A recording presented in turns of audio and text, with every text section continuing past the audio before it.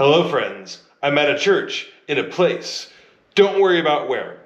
I'm not going to say anything bad about it, but I don't want to, it's not about the place. No one look it up and figure it out and go, oh, Father said this about this place. It's not about the place. But I'm here for a wedding, and it's fun. I love old buildings, especially ones that are quirky and have kind of been modified over the centuries, over the decades in this case, by people with different ideas and expectations. I'm not saying they're bad, but many of them are different and not what we would or should do anymore. This church is in a kind of a Gothic cruciform shape. It probably used to have lots of high altars and, let's be honest, prettier stuff than it has now. It is of its era. Someone in the moderately recent past has redone it, 30, 40 years ago. Not what we would do now. It's nice for what it is. I'm not dogging on it, but it has a certain style, and it has a charm to it. Again, I'm genuinely not making fun of it. I love it for what it is. I wouldn't build it this way, but I appreciate it for what it is, and it makes me smile to see it. But it also has the church, office, rectory combo situation happening, which I'm glad I don't live in one like that, but it is kind of a fun setup. So I'm going to walk you from, I'm at the back of the church, like the cry room area. I'm not actually in the sanctuary, up through the bedroom, the guest room that I'm staying in. And it's a whole lot going on.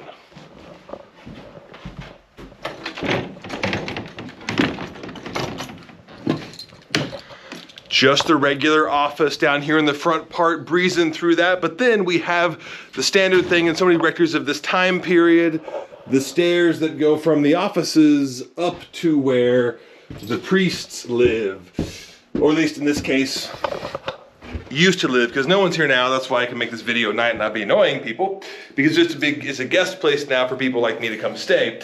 But it has this lovely, I wouldn't call it lovely, but this junction between the offices and the rectory we come into, kind of a nice entryway with a somewhat of a grand staircase up there. It was a thing for a while that we thought, you know what? Father works here. It's right by the church. Let's just have where he lives connect to the church and the offices so he can just kind of, always be close to work.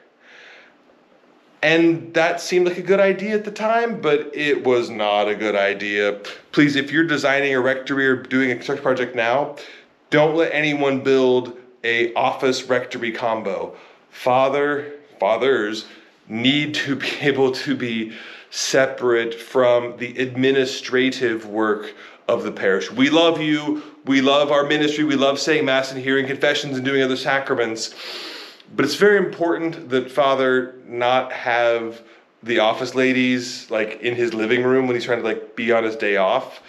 It creates workaholism, because if Father's always living at the office, he always feels like he has to work. So just as a sidebar, in the future, it made sense back then, but let's not do that anymore. So this place is fun. Past that little historical sign out there. So come to this entryway there. I guess the door could be locked, but connects to the offices in this kind of, there's not really an entryway area, like a nice, welcoming place. Doesn't have that the normal house might have.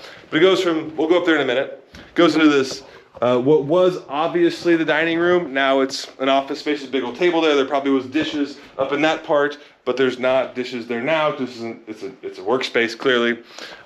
Goes into this glorious kitchen. Look at that floor. Look at that furniture there, and it's wonderful. It's wonderful. I'm not making fun of it. I'm really not, because I wouldn't build it this way now. I don't want to live here, but it makes me smile to look at it, because it's just so much of its era. It's wonderful. It has this entryway. There's no proper front door to this place. It's a kind of a hidden stairwell thing down here, and it goes down to a proper full basement under the house. It's just like a basement. So it has this place has weird regular house qualities, but then also is this conglomeration of office and residence.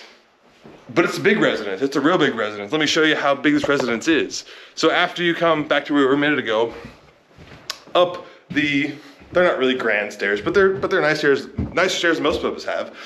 And we have St. Therese at the landing. guarding steam pipes, I guess, some sort of pipes, gas lines maybe. Come up here to this many-faceted hallway that has approximately 17 doors, and it goes down this way, door here, door there, door there, door there. That's where my man, that's like the other side of the bathroom door for some reason. It has 2 doors, separate hallway, more rooms, more rooms, more rooms. Honestly, this has like survival horror video game vibes to it, except it's not actually scary, but like hallways and doors, just like weird angles and wonky stuff. If I count right, there could have been, I think, 7 bedrooms and 3 bathrooms up here. That was some optimism back in the day. They thought, and maybe it was, I don't know how big this parish used to be, like, ministry-wise, but there was at least plans, room for probably, let's say, 4 priests to live here and 3 guest rooms for the people to come in and out sometimes. These stairs had to have seen so much holy traffic, so many priests up and down, going out to say masses and hear confessions and do baptisms and whatever. Over the decades, this church is easily over 100 years old. And even though it's kind of wonky now, and these are mostly like offices and guest rooms and just junk storage rooms, honestly, there's had to have been so much life going on here. And these places, it's easy to say, it's just so broken and tired, and why even keep it? But I bet, I don't know, but I hope that someday, maybe in the very near future even, this place gets renovated for the 15th time probably. Some more walls get moved, some things get changed around.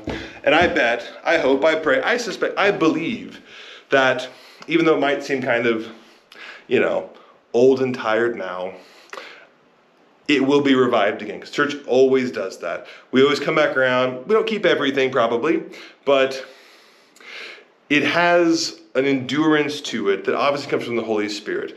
Yes, there's ebbs and flows. Neighborhoods change. It goes from being a rich neighborhood to a poor neighborhood, maybe back again eventually. And so the parish ebbs and flows with that, and things change. I would love to come back. I hope and I pray. I trust that it will be the case, that maybe in 10 years, 20 years, 30 years, this place that now seems kind of tired and maybe a little bit forgotten will be full of life, and we'll say, wow, only 7 bedrooms up there? We have 10 priests need to stay here. That kind of thing actually happens. The Lord does really build like that. So pray for the church, pray for this parish, wherever it is. Pray for other parishes that are like it, or maybe there was, big things back in the day, and maybe it's went a little bit, but the Holy Spirit works, things will come again. Pray for my brother priests, and pray for me.